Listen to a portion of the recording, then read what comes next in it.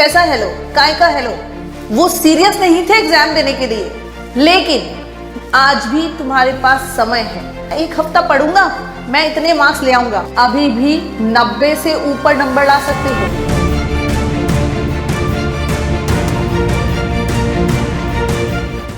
Hello, हाय, नमस्कार, स्वागत है आप सभी का उत्कर्ष के डिजिटल मंच पे।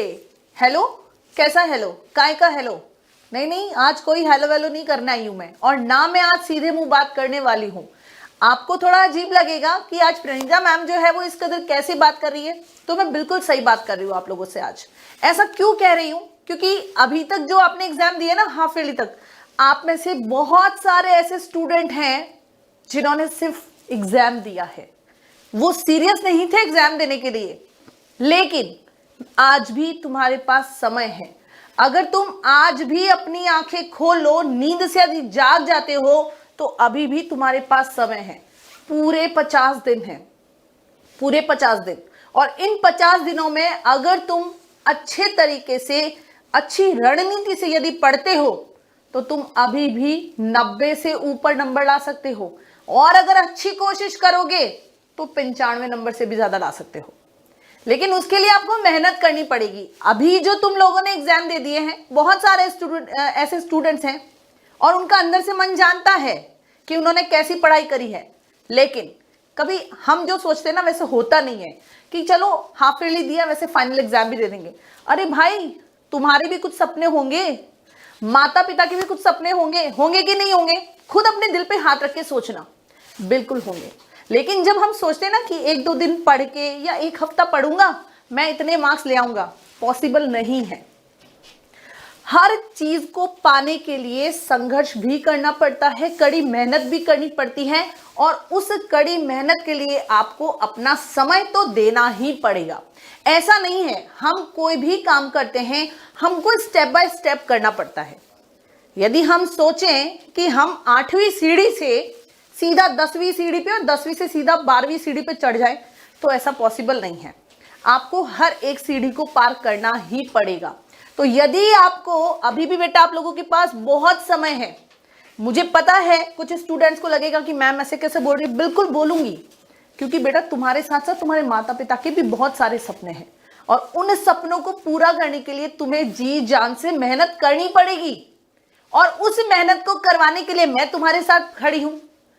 इसीलिए जो 50 दिन बोले ना, उसमें से भी मैंने सिर्फ 45 दिन ही लिखा है, क्योंकि मुझे पता है 5 दिन कहीं ना कहीं कोई ना कोई ऐसा काम आएगा कि बीच में से वो निकल जाएंगे।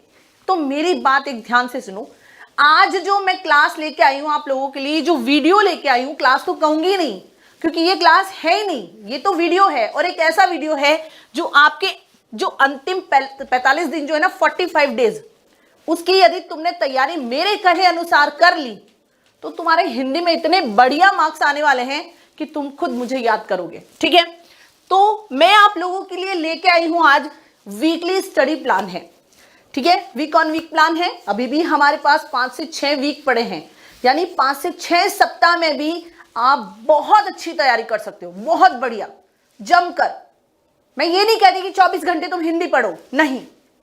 आप पूरे वीक में कुछ घंटे निकालकर भी यदि हिंदी पढ़ते हो, तो आप अपने सिलेबस को पूरा कवर कर लोगे विथ गुड, कहते ना, एकदम अच्छे तरीके से, है ना। करना कुछ नहीं है, ये तैयारी है अंतिम 45 दिनों की, जिसके तहत आपको इन 5 से 6 वीक में करना क्या है, वो मैं आपको 1 बाय 1 बता रही हूं। आपको पता है कि आपके हिंदी के अंतर्गत सबसे पहले है व्याकरण, लेखन और साहित्य। ये 3 महत्वपूर्ण बिंदु है। इन तीनों के ही अंकों को अगर आप देखते हो, यदि आप ये 3 पार्ट भी कर लेते हो, तो आप बहुत अच्छे अंक ला सकते हो। यही है मेन, तो ज्यादा कहीं दिमाग ही नहीं लगाना है हमको, यही 3 मेन है। अगर इन तीनों को अच्छे से कर लिया, तो आपके मार्क्स जो हैं वो बेस्ट आने वाले हैं। कैसे, क्या करना है, अब जो मैं आपको समझाऊंगी उस पर आपका पूरा फोकस होना चाहिए। अभी तक जो आपने सुना वो बिल्कुल सही बोला है मैंने। यदि आप थोड़ा सा भी लेजी हो तो जाग जाओ, अब समय है। अब यदि आपने आलस किया तो कुछ नहीं हो सकता। अच्छे से समझना हर एक चीज को जो मैं अभी बताने वाली हूं। सबसे पहले हम बात करेंगे पहले सप्ताह की। सभी को पता है सप्ताह में 7 दिन होते हैं। मैंने कहा चलो संडे थोड़ा सा तुम निकाल लो अपने लिए, 6 दिन तो पढ़ाई कर सकते हो ना, उन 6 दिन को भी आप बहुत अच्छे से कवर कर सकते हो। कुछ घंटे ही दे रहे हैं हमको, मैं नहीं कहती 6 घंटे 10 घंटे 8 घंटे 12 घंटे मत पढ़ो, हिंदी में रिक्वायरमेंट भी नहीं है। अगर आप सही तरीके से 5 घंटे भी पढ़ते हो तो सफिशिएंट होते हैं। करना क्या है, जो हमारा पहला वीक रहेगा ना, सबसे पहले हम इजी वाला पार्ट कर लेते हैं, जिसमें ज्यादा दिमाग नहीं लगाना है, जो हम बचपन से पढ़ते आ रहे हैं, कुछ नहीं कर रहे हैं। जो व्याकरण के टॉपिक्स हैं हमारे, संज्ञा है, सर्वनाम है, विशेषण है, अव्यय है, यानी जो क्रिया व्रिया जितने भी टॉपिक्स आपके हैं, उन सब के आप टॉपिक्स के शाब्दिक अर्थ, परिभाषा, भेद, उपभेद और उदाहरण ये देख लो। पहले वीक में इतना तो कर ही सकते हो। अगर चाहो तो एक दिन में 2 टॉपिक कवर कर सकते हो। संज्ञा, सर्वनाम, विशेषण आप 2nd क्लास से पढ़ते हुए आ रहे हो, छोटे से हो ना तब से पढ़ के आ रहे हो। परिभाषा आपको बहुत अच्छे से आती है, शाब्दिक अर्थ आपको बहुत अच्छे से आता है, आपको भेद भी पता है, उनके उपभेद भी पता है। करना कुछ नहीं, एक बार फिर से आपको पढ़ना है उनको, ठीक है। ये इजी काम है, इसमें कोई ज्यादा दिमाग नहीं लगाना। टॉपिक जैसे मैं आपको बता देती हूं, आपके जो है वो संज्ञा टॉपिक है आपका, है ना, फिर सर्वनाम ले लो, बहुत इजी है। उसके बाद विशेषण हो गया आपके, ठीक है। मैं टॉपिक्स बता देती हूँ जो जो मुझे अभी सामने आ रहे हैं वो। उसके बाद है उपसर्ग, प्रत्यय हो गया आपके, सारे इजी हैं, कहीं दिमाग नहीं लगाना है। उसके बाद क्रिया रह गया अपना एक, है ना, क्रिया हो गया, एक हो गया अव्यय। देखो मेन टॉपिक तो यही है, इसी में से ही प्रश्न आपके आने वाले हैं। अगर आपने मॉडल पेपर उठाकर देखा है, बोर्ड का जो ब्लूप्रिंट वाला मॉडल पेपर आया है, तो आपको पता है मेन टॉपिक यही है। सुनना मेरी बात, अच्छे से समझना। इनकी आप परिभाषाएं देख लो बहुत अच्छे से, क्योंकि परिभाषा में से भी बहुत सारे प्रश्न उतरते हैं। और प्रश्न कैसे आते हैं आपके, सिर्फ रिक्त स्थानों की पूर्ति करो। तो आपको इस तरीके से परिभाषा याद होनी चाहिए कि रिक्त स्थान में यदि पूछे तो आपको तुरंत आपको उसका आंसर आ जाना चाहिए।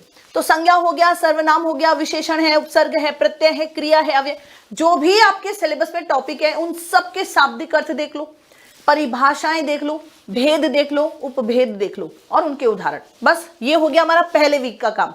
और एक वीक में मैं आपको ये भी कह रही हूँ 6 दिन ये ले लो तुम, 7वां दिन संडे तो मैं छोड़ ही रही हूँ तुम लोगों के लिए कि तुम चलो रिलैक्स कर लो, पर 6 दिन में ये आपको इतना कवर कर लेना है। हो गया पहला सप्ताह। बात करते हैं दूसरे सप्ताह की। 2nd वीक में आपके आ जाता है लेखन वाला पार्ट, उठा लो। उसमें आपको याद कुछ नहीं करना होता है। लेखन वाले पार्ट में सिर्फ आपको समझना है, बार बार समझना है और सिर्फ पढ़ना है, रीड करना है कि किस तरीके से मुझे क्या लिख कर आना है। लेखन के अंतर्गत आप पत्र लेखन, निबंध लेखन और विज्ञापन, ये 3 तो करोगे ही, लेकिन उसके साथ साथ क्योंकि 6 दिन मिल रहे हैं तो आपको एक टॉपिक और है जो हमारा 11वां प्रश्न आएगा मुहावरे का, उसका अर्थ और वाक्य प्रयोग। जितने ज्यादा मुहावरे याद कर सकते हो कर लेना, जितने ज्यादा अर्थ और जो कहते हैं ना उनके वाक्य याद कर लोगे बेहतर रहेगा। 2 नंबर का है, कहते हैं ना बूंद बूंद से घड़ा भरता है, तो हमें वही बूंद बूंद अंक कमाने हैं। तो यहां मुहावरे के लिए भी आपको टाइम देना है 2nd वीक में। अगर मेरे कहे हिसाब से चलोगे, मैं कह रही हूं ये 45 दिन भी तुम्हारे लिए बहुत है, लिख कर ले लो। जिस दिन एग्जाम दे के आओगे ना खुद बोलोगे। अभी हाफ ईयरली में बहुत सारे बच्चों ने, है ना, एग्जाम दिया था। 2nd डे जब पेपर सॉल्यूशन करवा रही थी, बच्चों के चेहरे खिले हुए थे कि ma'am as it is question आ गए, ma'am as it is question आएंगे ना, हमारा एक्सपीरियंस बोल रहा है। तो आपको कुछ नहीं करना है, हमने भी तो पढ़ाई की है ना, हम भी पास आउट हुए हैं, हमने भी स्ट्रेटेजी से पढ़ाइयाँ की है।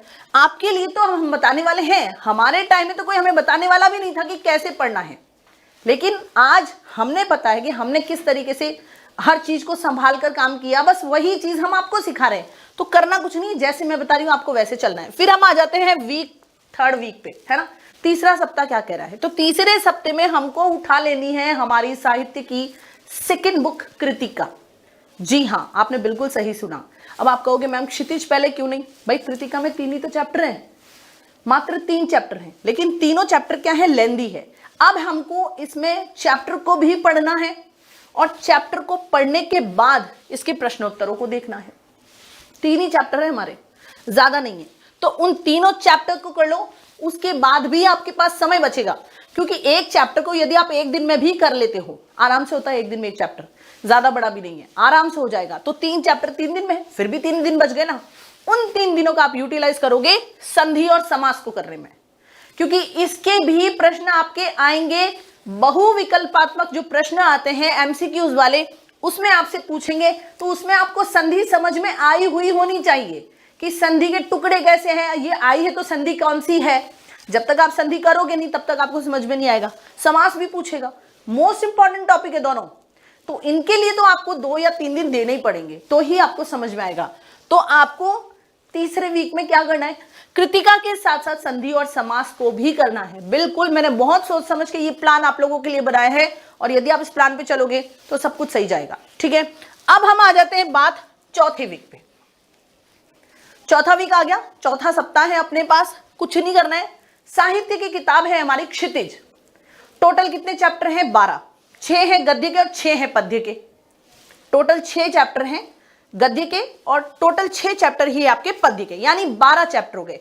कृतिका तो हमारी हो गई, 3 चैप्टर हमने कर लिए 15 में से, अब बच गए 12। हफ्ते में मैंने आपको 6 दिन ही दिए हैं, संडे फ्री छोड़ा है आप लोगों के लिए इन 45 दिनों में भी, ध्यान रखना। और फिर भी यदि आपके पास कोई काम नहीं है तो आपको एक चीज करनी है, 6-6 का रेशियो लेके चलना है भाई। 6 दिन में से 3 दिन तो आप निपटाओ गद्य को और 3 दिन ही निपटाओ आप पद्य को।